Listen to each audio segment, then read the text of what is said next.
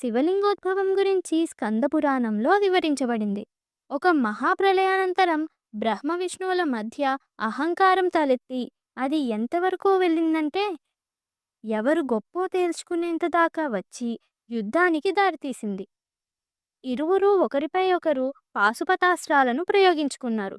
దీనిని గమనించిన పరమేశ్వరుడు మరోమారు ప్రళయం జరగకుండా రెండు అస్త్రాల మధ్య కోటి సూర్యుల కాంతితో ఆది మధ్యాంతరాలు తెలియని విధంగా ఒక మహాగ్ని స్తంభాన్ని ఆవిర్భవింపచేశాడు. అందులో అందరికీ దివ్యదర్శనం ఇచ్చాడు.